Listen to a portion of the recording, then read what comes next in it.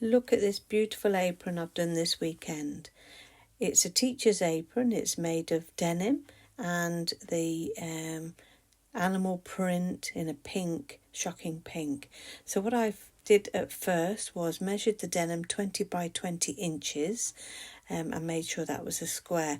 This was an order off Etsy and I wanted to make sure that I followed the customer's requirements. Now the customer drew me a picture of what they wanted, which was fantastic because that really helped me to position all the pockets.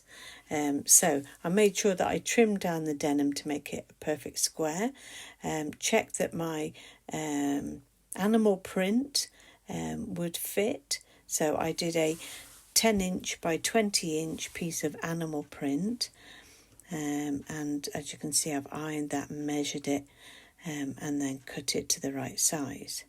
I always line these pockets for the teacher's aprons, but this particular customer wanted a zip in theirs, so I had to make a big 10 by 20 inch pocket using a zip. So that meant it had 3 layers of the lining fabric and 1 layer of the fancy animal print. So you can see me using scissors really fast here. So I made sure I lined it, and then as you can see there, I put a zip in. There's lots of videos on YouTube on how to insert zips, so I haven't done a zip video, but this apron turned out I'm really pleased with it. And I took my time with it and measured it and pressed it and made sure it was accurate. That zip is hidden, and you'll see later with some of the pictures, the zip is actually hidden at the top of the apron. And that's what they wanted, because the customer's going to use this for phonics. She's a teacher, she delivers phonics in reception, and they have a lot of little cards and things to put in the pocket. So once I'd sized up and sewn that main pocket, I then moved on to the small black pocket. The small pocket again was 5 inches by 20 inches. It also was lined with the shocking pink fabric, and then the customer wanted places to put pencils in or pens in the small pocket. So again, I'm measuring, making sure that everything is accurate, pressing it so as I can get a nice sharp line to cut. And yeah, there I am with the very fast scissors again. And then I folded this to make sure that it was the right size. It's all trimmed, because I think with these aprons accuracy is the most important thing. And then again I lined this with a piece of shocking pink fabric. So I go off and I measure, cut, press and sew and make that little pocket. And you can see, check with the customer's instructions again, and then go off and sew that top pocket. There it is, it's sewn together. Press it again and you can see it's going to be lined.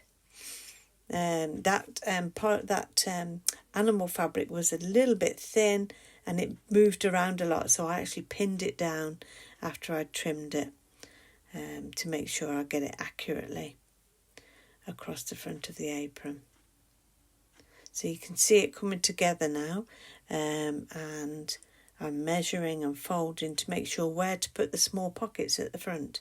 Now the customer wanted her initials and a space to sew a frog on, because within some of the phonics programs, the staff will use a frog called Fred, and she had the customer told me she had a patch to put on, so I had to leave one small pocket free. And this pen pocket that I'm making now, I also lined that, so that's lined as well, and sew that looking for pins now. So I lined up where the embroidery piece would go. I have an embroidery machine that I bought in lockdown. And this, so I've sewn it all together, I've done the embroidery, and then I take ages trying to turn it in the right way, and it's called debagging. Turn it out the right way so as we can see the apron.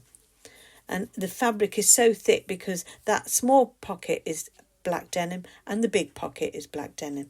And then you can see the hidden pockets there. Lots of pockets for pens and pencils. I even put two on the left and right hand. So I spray the apron with water, and then I got a piece of rag, because what I noticed with the denim, with it being black, was the iron was making some marks on it, and I didn't want any marks on it, so I used a piece of the fabric that was left over, and then pressed it all. And then I had left a small hole where I turned it inside out, so that had to be adjusted and clipped together and then sewn together. But I was so pleased with this apron. So then once I'd got the cord on the top, I took some pictures of how the apron looked out in the sunshine, because we've had beautiful weather, and I thought, right, let's take this outside. And you can see there all the different pockets, the large pocket, small pocket, the 4 pen pockets, and then the zip pocket as well. And again, then I took some more pictures of that apron. So I hope you enjoyed that. And let me know if you've got any questions.